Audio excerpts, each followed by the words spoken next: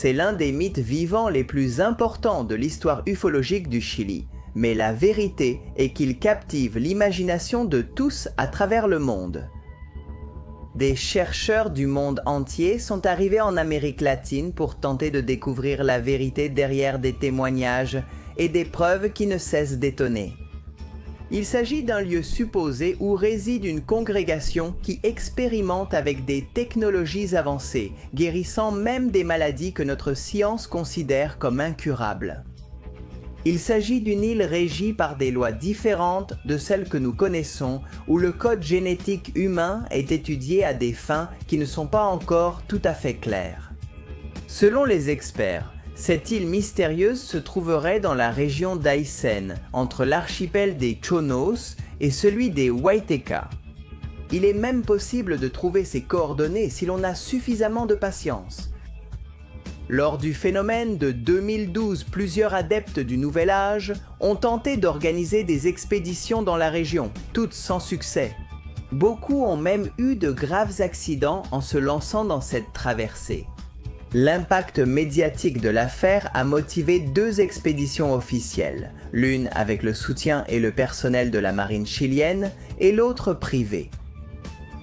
Les résultats? Que de l'eau? Et en fait, selon ce qu'on dit, personne ne peut accéder à cet endroit sans y avoir été préalablement invité. Les habitants de cette île, d'après les rares témoins qui ont réussi à interagir avec eux, seraient des êtres de forme humaine, aux traits caucasiens, très grands.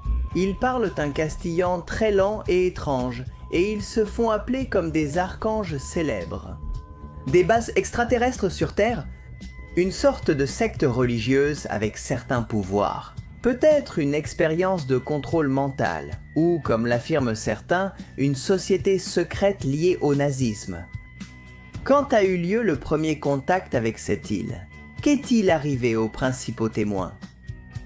Est-il vrai qu'il existe dans d'autres parties du monde des endroits similaires?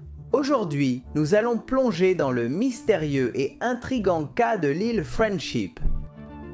Mais avant de commencer, je vous invite à laisser vos commentaires ci-dessous. L'objectif de cette vidéo est d'atteindre 2000 commentaires.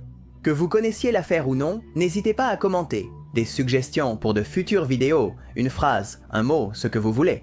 Et en plus, je vous invite à rejoindre l'abonnement qui est ici, parce que vous pourrez accéder à plein de vidéos sans censure et sans publicité. Avant tout le monde, appuyez sur le bouton rejoindre pour m'aider énormément avec la chaîne. Maintenant, commençons.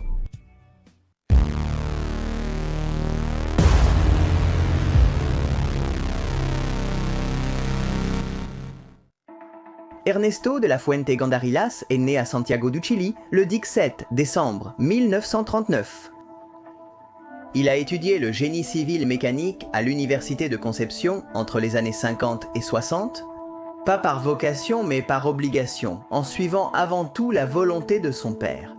Cependant, l'activité principale qui finirait par lui apporter un soutien économique serait le cinéma et la télévision.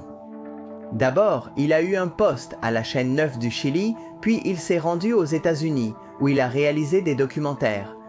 Bien qu'il rêvait de devenir caméraman, étant le seul technicien hispanophone capable de s'occuper du son avec une grande habileté, il a rapidement été relégué à ce domaine. Même si cela ne satisfaisait pas ses ambitions personnelles, il est vrai que cette exclusivité lui a permis d'accéder à de bons emplois. Et non sans effort ni dévouement, il a pu se faire un nom et économiser quelques dollars. Lorsqu'il a estimé que son cycle était terminé, Ernesto est retourné au Chili, et là-bas, le secteur audiovisuel n'était pas aussi florissant qu'aux États-Unis. Il a déménagé en septembre 1983 alors qu'il avait 45 ans. À Chiloé, où il a acheté une station de radio de 11 mètres, son projet était-il de pratiquer la radio en amateur? Et pourquoi ne pas louer son antenne à d'éventuels clients? Il n'imaginait pas que cette station de radio allait bouleverser sa vie. Mais pas en lui apportant un nouveau moyen de subsistance, mais en lui offrant une communication après laquelle il ne serait plus jamais le même. Après quelque temps, que l'homme utilisa pour maîtriser avec précision le matériel complexe, il réussit à se faire des amis grâce à la radio. D'autres colons qui, selon ce qu'on lui avait dit, s'installaient eux aussi, bien que beaucoup plus au sud que lui. Ils se sont présentés comme une congrégation religieuse appelée Friendship, une congrégation qui avait acheté une île dans l'archipel de Los Chonos. Les conversations avec ces personnes sont devenues de plus en plus fréquentes et longues. Ernesto a trouvé en ces personnes une grande compagnie, mais aussi une grande énigme. Leurs connaissances et leur culture étaient incroyables, mais le plus étrange était qu'elles reposaient sur des principes différents des nôtres. Par exemple, leurs mathématiques n'utilisaient pas la base 10 comme nous, mais la base 6 qui parfois, pour certains calculs, se transformait en 60. Leur médecine aussi reposait sur des principes différents, tout comme leur histoire, leur anthropologie, leur paléontologie, leur astronomie et leur physique. Leur savoir était écrasant. Ernesto parlait avec plusieurs individus de l'île. Leurs noms étaient, par coïncidence, bibliques. Ariel, Raphaël, Gabriel. Il mentionnait même que lorsque Ernesto louait la sagesse avec laquelle il se comportait, il répondait que la seule chose qu'il faisait était de diffuser ce que les anges du Seigneur leur communiquaient. Avec le temps, d'autres personnes ont commencé à participer aux conversations qui, comme Ernesto, parvenaient à capter la fréquence provenant de ce recoin reculé. Tous, à la fin de la journée, restaient aussi fascinés que l'homme, passant des nuits entières à analyser ce qu'ils avaient entendu.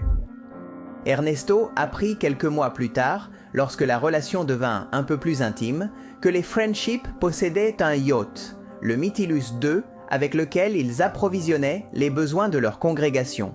Un jour, ils l'ont appelé par radio pour qu'ils se rencontrent en personne sur le quai de Quenchi. Bien sûr, l'homme n'a pas hésité et il s'y est rendu en voiture, transporté par la curiosité. Lorsque Ernesto a vu les Friendship pour la première fois, l'aura de mystère n'a fait qu'augmenter. Ils avaient l'apparence de personnes en bonne santé, d'un âge indéfinissable entre 35 et 55 ans. Leurs cheveux étaient blond foncé, ils avaient tous les yeux clairs et la peau bronzée par le soleil. Leur taille dépassait la moyenne, mais ce qui attirait le plus l'attention, comme Ernesto le dirait plus tard, c'était la paix qu'ils dégageaient par leur présence. Après cette rencontre, ils ont commencé à rendre visite aux techniciens du son chez lui, et il allait les connaître encore plus en profondeur. Cette relation allait littéralement lui sauver la vie, mais ne brûlons pas les étapes. Après l'hiver 1984, les gens de Friendship ont demandé un service à Ernesto. Ce qu'il devait faire était assez simple. Il devait accueillir dans les gares ferroviaires, les gares routières et autres endroits similaires des familles et des personnes qui se rendaient en tant qu'invités sur l'île Friendship. Ernesto devait servir de chauffeur, transportant avec sa voiture ce groupe de personnes jusqu'à un petit port proche, où le Mytilus II viendrait les chercher. L'homme, évidemment, n'a pas hésité à accepter le travail, surtout parce qu'il ressentait une grande fascination pour ces hommes si équilibrés et courtois. Lors d'un voyage, il rencontra la famille Lucero. Ce n'était pas leur vrai nom de famille, mais le pseudonyme qu'ils utilisaient en tant que radioamateurs. Ariel expliqua à Ernesto qu'il s'agissait d'Octavio, de son épouse Cristina et de leurs 3 filles. Ceux qui arriveraient à une date précise au terminal de bus de Puerto Montt. Cependant, quelques jours avant la date prévue pour aller les chercher, Ariel l'informa qu'ils ne viendraient pas avec la famille, car ils avaient eu des contretemps de dernière minute. Le malentendu avec la famille d'Octavio s'est produit à 2 autres occasions. À ce moment-là, Ernesto avait déjà été invité à découvrir l'île, mais il refusait toujours, prétextant qu'il n'avait pas le temps de s'y installer à cause d'autres obligations. En réalité, après un certain temps, Ernesto a remarqué quelque chose d'au moins curieux. Bien qu'il y ait un certain nombre de personnes qui se rendaient chaque semaine sur l'île, personne n'en revenait jamais. Ou du moins à sa connaissance. De plus en plus obsédé, Ernesto a commencé à chercher des cartes pour essayer de trouver l'emplacement exact de l'île. Pendant que ses recherches occupaient en ses heures, il entra en contact, presque par hasard, avec un autre radioamateur qui exploitait une station nommée Lucero. C'était sans aucun doute ce fameux Octavio E.S., qui avait échoué 3 fois à concrétiser son voyage à Friendship. Suivant une impulsion, Ernesto prit le micro et après les salutations d'usage, expliqua aux autres qui il était. La voix d'Octavio changea et il lui proposa immédiatement de se rencontrer. Voulait-il qu'ils discutent? Son ton dénotait de l'urgence. Ernesto répondit par l'affirmative, soudain lui aussi sérieux. La rencontre avec Octavio et sa famille a presque tourné à la comédie. Ernesto cherchait des réponses de la part de l'autre, et l'autre cherchait les mêmes réponses de la part d'Ernesto. Après qu'il est devenu très clair que tous les deux connaissaient parfaitement ce qui se passait sur l'île, Friendship, Octavio lui raconta son incroyable histoire. Pour Octavio, tout avait commencé lorsqu'il avait intercepté un message d'urgence provenant du déjà mentionné Mytilus II qui dirigeait le bateau, un certain Alberto. Cette nuit-là, il essayait d'établir une communication avec Iquique parce qu'il se trouvait en présence d'une lumière mystérieuse qui causait de nombreuses pannes dans ses équipements électroniques. L'étrange objet, décrivait-il, avait commencé à descendre jusqu'à se placer au-dessus de l'embarcation. Il devait émettre une grande quantité d'énergie. Selon ses paroles, certains marins commencèrent à perdre leurs cheveux immédiatement, tout en ressentant une chaleur brûlante. Octavio, qui n'en croyait pas ses oreilles, avait monté le volume et s'était présenté pour offrir son aide. Peu de temps après, Alberto déclara que le phénomène avait disparu aussi rapidement qu'il était apparu. En l'espace d'une seconde, la lumière violente avait disparu. Octavio et Alberto étaient restés en contact avec la police. Alberto avait raconté à Octavio que des êtres un peu étranges, qu'il avait décrits comme des gringos. Ils l'avaient engagé pour transporter des personnes vers une île et ils avaient équipé l'embarcation avec d'étranges appareils. Alberto et Octavio allaient avoir pendant près d'1 an des conversations fréquentes à propos de l'île et de ses occupants par radio. Mais les choses avaient changé lorsque, après un certain temps sans donner de nouvelles à la radio, l'opérateur du Mytilo 2 a repris contact avec Octavio, une personne à la voix douce, probablement à Temperaturas. Il s'agissait d'Ariel, l'amitié fut immédiate. Une fois de plus, la vaste connaissance qu'Ariel montrait dans n'importe quel sujet abordé. Il a laissé son interlocuteur bouche bée. Dans ce cas, Octavio, qui a pensé tout le temps qu'il s'agissait de gens religieux, peut-être des Mormons, n'a jamais envisagé, bien sûr, la possibilité qu'ils soient des extraterrestres. Les choses sont devenues encore plus étranges lorsqu'un jour, Ariel a dit à Octavio de ne pas s'inquiéter pour sa mère, qu'autour de 19h, elle se reposerait. Ensuite, la communication s'était terminée, laissant Octavio assez perplexe. Lorsque ce soir-là, on l'a appelé pour lui dire que sa mère était décédée à 19h de cause naturelle, il est resté stupéfait. Après cela, Octavio avait été invité à découvrir l'île avec sa famille. Mais, comme nous l'avons vu, le voyage a été annulé à 3 reprises. Ernesto a voulu savoir pourquoi Octavio, culpabilisant un peu, lui a avoué qu'il connaissait la raison. C'était parce que lui et les siens avaient montré de la peur. « Peur ?» demanda Ernesto. « Pourquoi ?» Octavio soupira alors profondément. Il dit à Ernesto que ce qu'il allait lui raconter était difficile à croire. Après ce qui s'était passé avec sa mère, Octavio a commencé à enregistrer furtivement, sans la permission des Friendship, les conversations qu'ils avaient à la radio.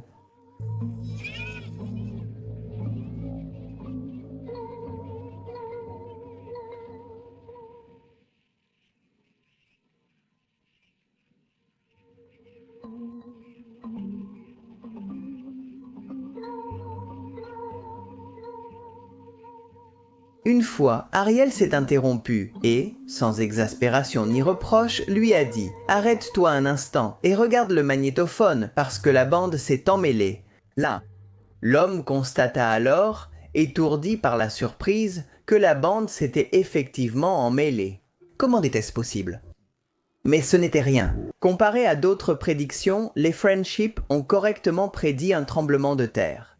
À San Salvador. Ils ont annoncé avec 30 minutes d'avance l'explosion du Challenger et ont averti que sur le Cerro San Cristobal, un volcan chilien était actif. Bien que le contraire ait été confirmé, dans tous les cas, ils ont prouvé qu'ils avaient raison. Mais comment faisaient-ils?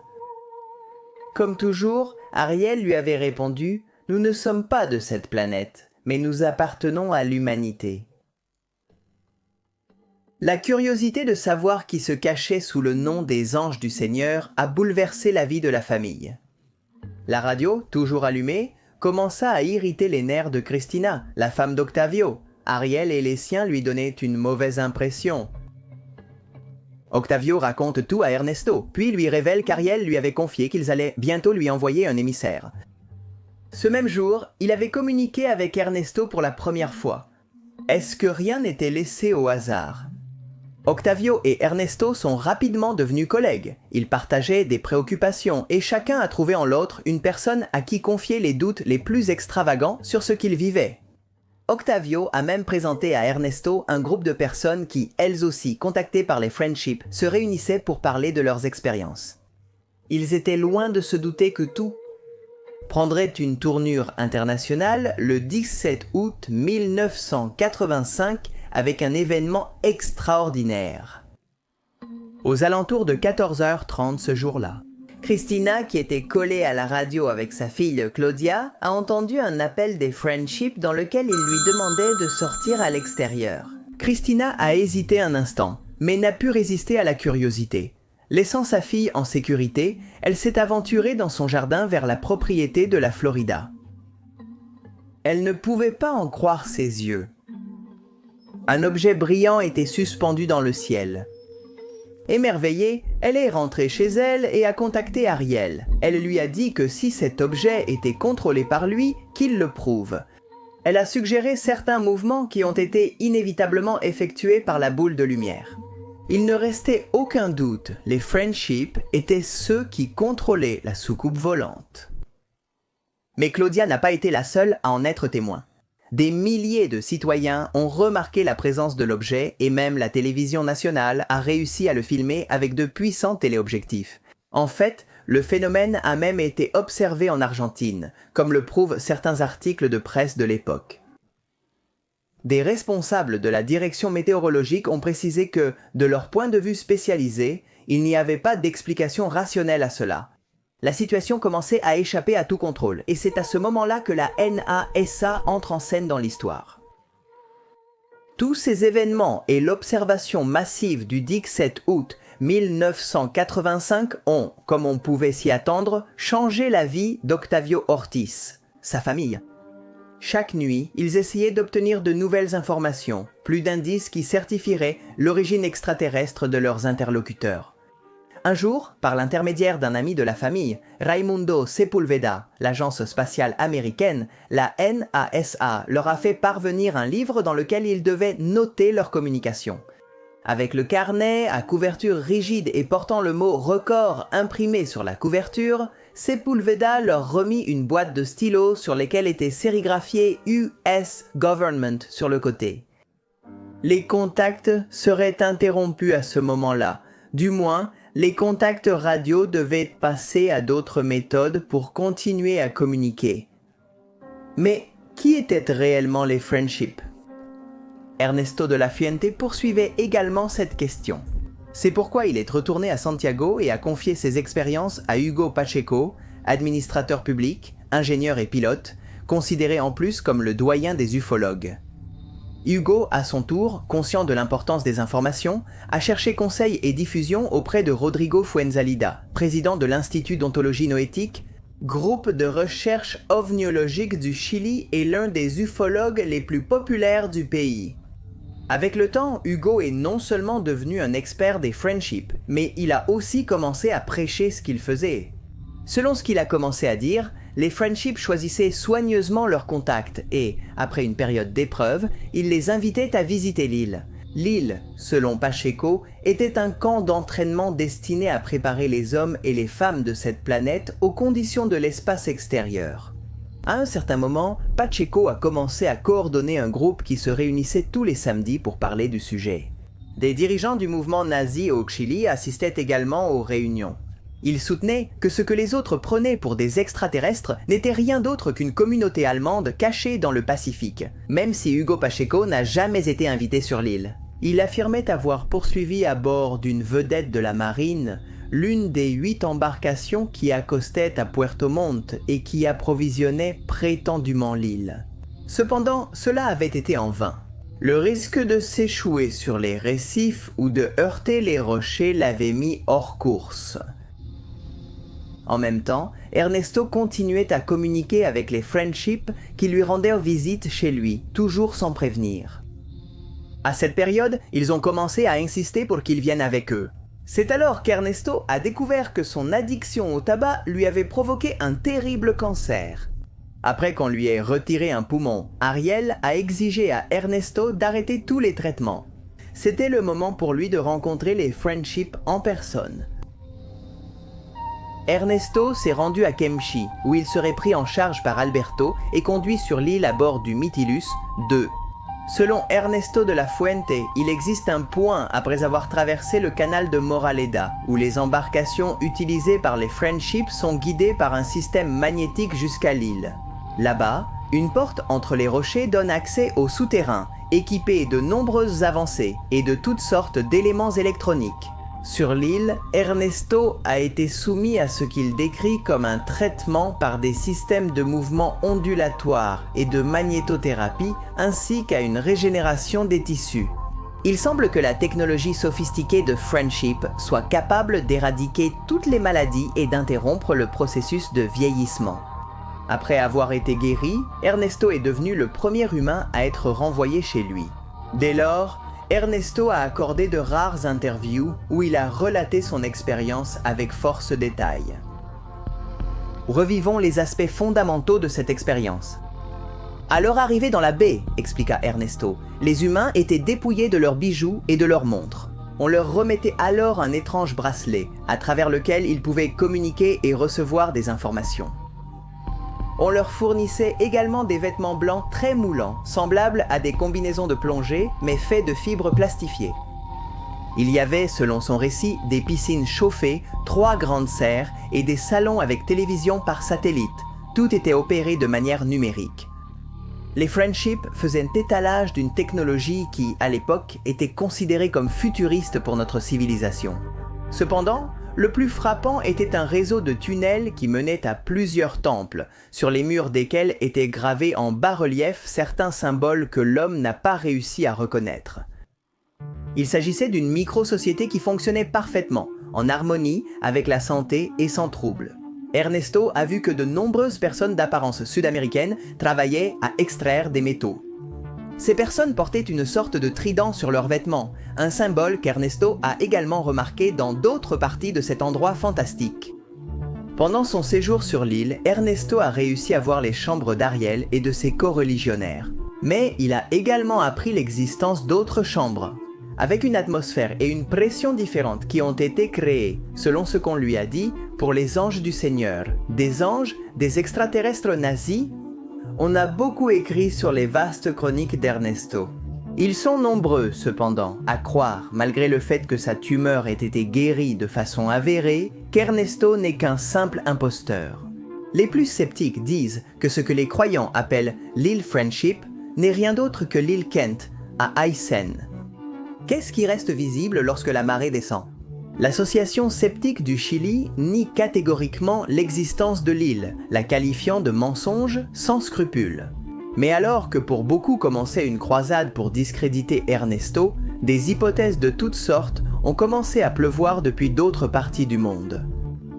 L'existence d'une base extraterrestre au Chili, gérée par une société mystérieuse, avait déjà été envisagée en 1990 par l'écrivain français Jean Robin. Cette année-là, son livre « Opération Ourte » paraissait en Espagne, dans lequel il raconte l'expérience de Pierre.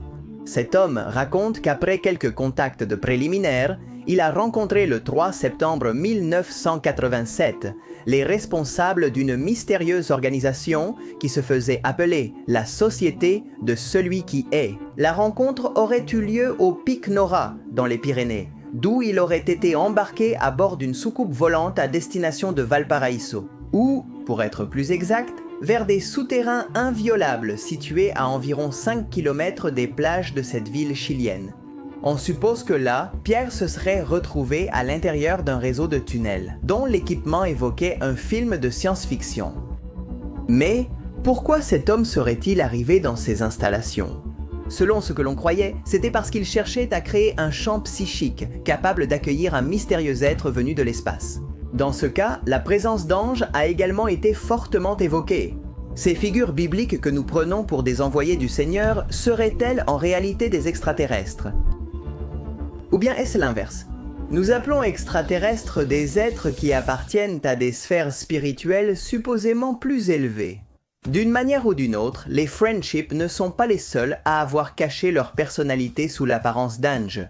En 1987, un groupe de jeunes de la ville de Paiporta, dans la région de Levante, ont affirmé être en contact avec Samael, le prince des démons, dans le cadre d'un bar de la ville.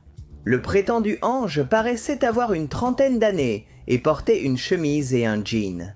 Lors des rencontres, il annonçait des choses qui se produisaient inévitablement le lendemain. Avec le temps, d'autres anges rejoindraient l'instruction.